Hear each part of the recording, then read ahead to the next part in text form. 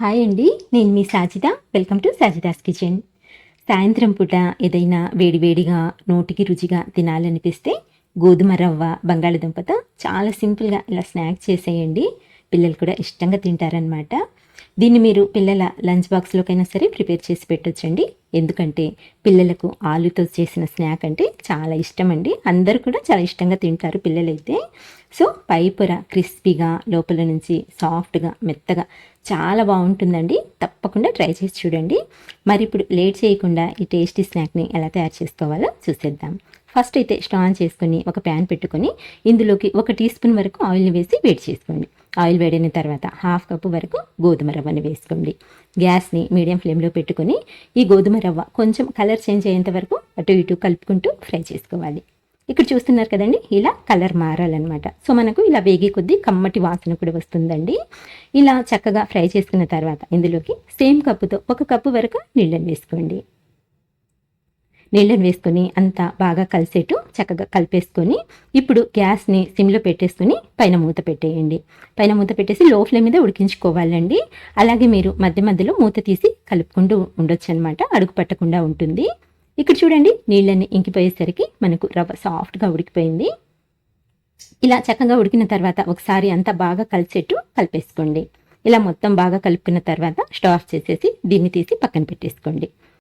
ఇప్పుడు ఒక బౌల్లోకి 2 ఉడికించుకున్న బంగాళాదుంపలను తీసుకొని వీటిని ఇలా మెత్తగా మ్యాష్ చేసుకోవాలి. నేనైతే వీటిని ముందుగానే ఉడికించి పైన పొట్టుని తీసి రెడీగా పెట్టుకున్నానండి.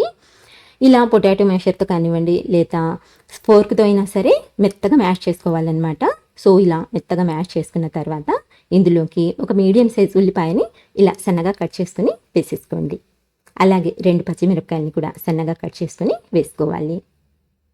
నెక్స్ట్ సన్నగా తరిగిన ఒక 2-3 టేబుల్ స్పూన్ల వరకు కొత్తిమీరని కూడా యాడ్ చేసుకోండి. అలాగే 1/2 టీ స్పూన్ వరకు కారం వేసుకోండి. కారానికి బదులు ఇక్కడ మీరు చిల్లీ ఫ్లేక్స్ కూడా యాడ్ చేసుకోవచ్చండి కావాలనుకుంటే. నెక్స్ట్ వచ్చేసి 1/4 టీ స్పూన్ వరకు పసుపు, 1/4 టీ స్పూన్ వరకు గరం మసాలా, అలాగే 1/4 టీ స్పూన్ వరకు చాట్ మసాలా వేసుకోండి. గరం మసాలా, చాట్ మసాలా వేయడం వలన ఫ్లేవర్ బాగుంటుందండి. ఒకవేళ వద్దు అనుకుంటే స్కిప్ చేసుకొని కొద్దిగా నిమ్మరసాన్ని పిండుకోండి, సరిపోతుంది. తర్వాత ఇందులోకి మనం ముందుగా ఉడికించి పెట్టుకున్న ఈ రవ్వ మిశ్రమాన్ని కూడా యాడ్ చేసుకోవాలి. ఇలా మొత్తం మిశ్రమాన్ని వేసుకున్న తర్వాత రుచికి సరిపడా సాల్ట్ వేసుకోండి. నేను ఇక్కడ 1 టీ స్పూన్ వరకు వేస్తున్నానండి. మీరు తినే టేస్ట్ని బట్టి ఈ సాల్ట్ అనేది ఎక్కువ తక్కువ అయినా సరే చేసుకోవచ్చు అనమాట. ఇప్పుడు ఇవన్నీ బాగా కలిసేట్టు చేత్తోనే చక్కగా కలుపుకోవాలి. ఇలా మెత్తగా మ్యాష్ చేసుకుంటూ కలుపుకోవాలండి. మనకు ఈ మిశ్రమం అనేది సాఫ్ట్గా రావాలన్నమాట. ఇక్కడ చూస్తున్నారు కదండి, ఈ విధంగా మనం చపాతీ పిండి ఎలా అయితే కలుపుకుంటామో సేమ్ అదే విధంగా దీన్ని కలుపుకోవాలి. ఇలా మొత్తం అంతా చక్కగా సాఫ్ట్గా కలుపుకున్న తర్వాత ఇప్పుడు చేతుల్ని నీట్గా కడుక్కుని తర్వాత కొద్దిగా ఆయిల్ని అయితే అప్లై చేసుకోండి. ఇలా చేతికి ఆయిల్ అప్లై చేయడం వలన పిండి అనేది అంటుకోకుండా ఉంటుందన్నమాట. ఇప్పుడు ఇందులో నుంచి కొద్దిగా ఈ పిండి మిశ్రమాన్ని తీసుకొని ఫస్ట్ అయితే రౌండ్గా ఇలా చేసుకోండి. తర్వాత లైట్గా ప్రెస్ చేయండి. మరీ పల్చగా ఒత్తద్దండి, ఇది కొంచెం లావుగానే ఉండాలన్నమాట ఈ స్నాక్ అనేది. ఇక్కడ చూస్తున్నారు కదండి, ఈ విధంగా ప్రిపేర్ చేసుకోవాలి. ఇలా ప్రిపేర్ చేసుకున్న ఈ స్నాక్ని వేరొక ప్లేట్లోకి ట్రాన్స్ఫర్ చేసుకోండి. ఇలాగే మొత్తం అన్ని ప్రిపేర్ చేసుకొని రెడీగా పక్కన పెట్టుకొని స్టవ్ ఆన్ చేసి వేరొక ప్యాన్ పెట్టుకొని 1 టేబుల్ స్పూన్ వరకు ఆయిల్ని వేసి ఆయిల్ని ఇలా ప్యాన్కి అంతా అప్లై చేసుకోవాలన్నమాట. ఆయిల్ వేడైన తర్వాత ఇందులోకి మనం ముందుగా ప్రిపేర్ చేసి పెట్టుకున్న ఈ స్నాక్స్ని ఒక్కొక్కటిగా వేసుకోవాలి.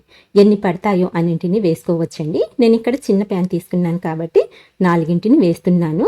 అలాగే వేసిన వెంటనే కదపకుండా ఒక 2-3 నిమిషాల వరకు ఫ్రై చేసుకొని తర్వాత ఇంకొక వైపుకి టర్న్ చేసుకోవాలి. గ్యాస్ని అయితే మీడియం ఫ్లేమ్లోకి అడ్జస్ట్ చేసుకోండి.